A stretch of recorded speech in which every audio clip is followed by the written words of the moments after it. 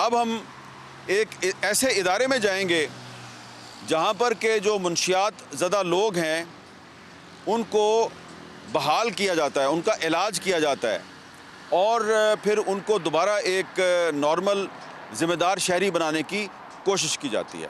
I am Dr. Malik Ayub Awan, Administrator MATRC model addiction treatment and rehab centre. और ये हमारा जो rehab centre है for the last 25 years काम कर रहे हैं और यहाँ पे हम फ्री ऑफ कास्ट ट्रीटमेंट करते हैं। वो लोग जो एडिक्शन में चले जाते हैं उनको रिहैब करने के लिए यहाँ का प्लान है, 60 डेज़ का प्लान है। आगे आपको हम डिटेल्स में इसके प्रोफाइल्स बताएंगे, इनके तमाम प्रोटोकॉल्स के साथ आपको डिस्कस करेंगे। मेरा नाम डॉक्टर ज़ारा किरण है और मैं पिछले 5 साल से यहाँ पे अपनी खिदमात सर अंजाम दे रही हूँ। मरीज़ों से मुतल्लिक जितने भी मामलात होते हैं उनको हम डील करते हैं, उनके एडमिशन के, मेडिकल फ़िटनेस के, यहाँ पे रहते हुए उनको जो जो ट्रीटमेंट की ज़रूरत है उसको। ये हमारे बेसिकली एज वी सेड कि मेंटल हेल्थ और फिज़िकल हेल्थ वो दोनों ज़रूरी हैं।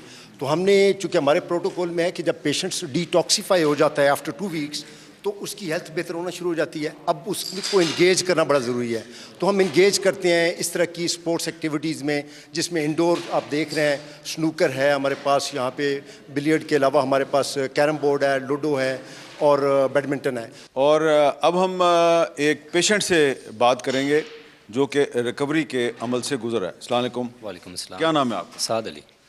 साद अली, आप कब आए यहाँ पे और कैसे आए? मुझे ड्रग्स में 9 साल हो गए हैं करते हुए और मुझे तकरीबन 30 डे हो गए यहाँ पर आए हुए और मैं अल्हम्दुलिल्लाह मैं बेहतर फील कर रहा हूँ। और इस आपकी उम्र कितनी है? 24 ईयर्स। आपकी उम्र 24 ईयर्स है और आप ख़ुद बता रहे हैं कि आप 9 साल से ड्रग्स इस्तेमाल कर रहे थे। जी अच्छा जी। तो आप खुश हैं कि अब आप यहाँ पे आ गए? अल्हम्दुलिल्लाह यहाँ पर आके बेटर फील हो रहा है। यहाँ की मॉर्निंग मीटिंग्स उसमें हमें बताया जाता है कि ड्रग्स के जो साइड इफ़ेक्ट्स हैं, उसके बाद जो डॉक्टर अयूब साहब हैं वो हमें अपने बच्चों जैसा रखती हैं यहाँ पर। और यहाँ पर स्पोर्ट्स बहुत कुछ जो हमें एक्टिविटीज़ होती हैं हमारी, तो पहले जो चंद दिन है वो बहुत मुख्तलिफ डिटॉक्स में हमें रखा जाता है। उसके बाद हमें बहुत सी वो एक्टिविटीज़, तो मुझे यहाँ पर आते बहुत शर्मिंदगी महसूस हुई क्योंकि मेरी गेम्स पीछे रह गई थी। किक बॉक्सिंग में नेशनल चैम्पियन हूँ मैं। और आप किक बॉक्सिंग के नेशनल चैम्पियन हैं? जी। अच्छा।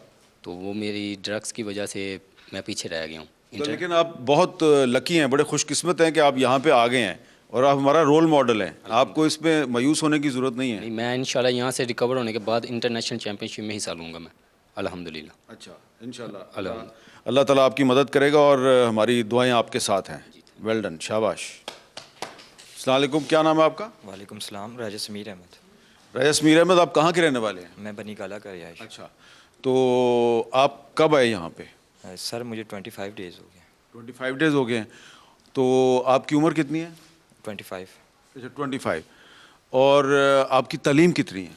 सर 8th पास की हुई है, उसके अलावा हाफ़िज़ कुरान आधा हिफ्ज़ किया, आधा छोड़ दिया था। अच्छा, तो यहाँ पे आके आपको अच्छा लग रहा है? सर बहुत अच्छा लग रहा है। तो ये कैसे आप ड्रग्स की तरफ कैसे आए? सर दोस्तों की तरफ ज़रा ध्यान गया था, हिफ्ज़ करते हुए आधे में छोड़ दिया था, वहाँ से मैं दोस्तों की तरफ लग गया था, बस उसी तरह ड्रग्स पे लग गया। तो कितने साल आपने ये इस्तेमाल की? 9-10 साल। अच्छा, 9-10 साल।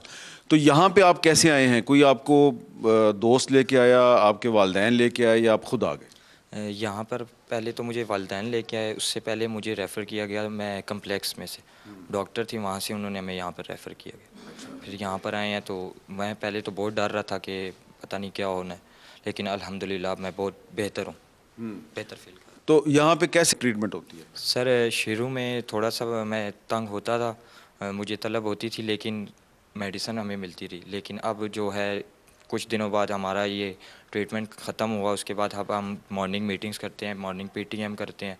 उसके अलावा ये डॉक्टर अयूब साहब हैं हमारे साथ ही होते हैं, नमाज़ पढ़ाते हैं, उसके अलावा खाना खिलाते हैं, सारा कुछ उसमें गेम्स करवाते हैं।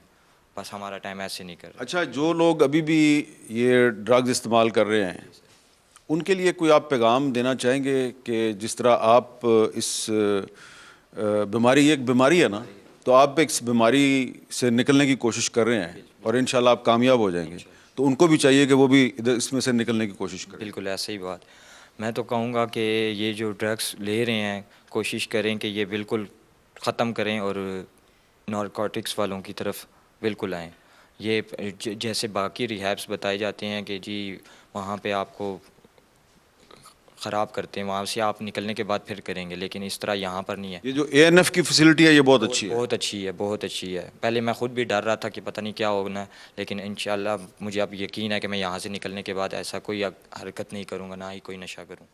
चलें, शाबाश, अल्लाह ताला आपको कामयाब करे। ये है जी ANF का model addiction treatment rehab centre, और अंदर आपने पेशेंट से बात भी की, और ये जो पीछे लड़के आपको खेलते हुए नज़र आ रहे हैं ये कुछ अरसा पहले तक मुनशियात से मुतासर होने वाले नौजवान थे जो कि गली मोहल्लों में मुनशियात इस्तेमाल करते थे और कभी गंदी नालियों में गिरे होते थे और सड़कों के किनारे बैठकर ये मंशियात इस्तेमाल करते थे। इनमें से कुछ ऐसे भी हैं जो अच्छे घरानों से ताल्लुक़ रखते हैं और वो अपने दोस्तों के साथ बैठकर ये सारा काम करते थे और अपने लिए, अपने ख़ानदान के लिए और पूरे मुआशरे के लिए एक बोझ बन गए थे। लेकिन उसके बाद ये खुशकिस्मत है कि ये इस रिहैब सेंटर में आए और इस रिहैब सेंटर में इनको जो लाया गया, तो अब इनकी जो स्पोर्ट्स एक्टिविटी है ये भी इनको बहाल करने की एक एक्टिविटी है।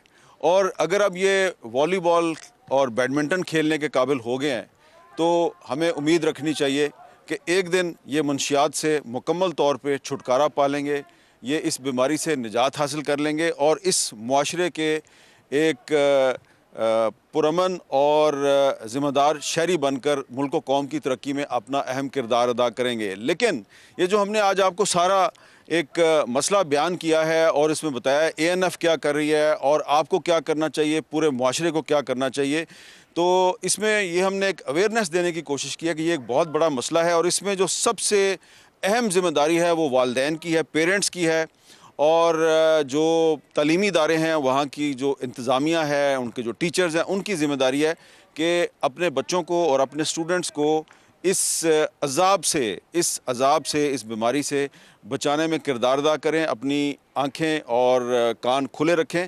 और कोशिश करें कि अपने बच्चों को, अपने स्टूडेंट्स को इस अज़ाब से दूर रखें।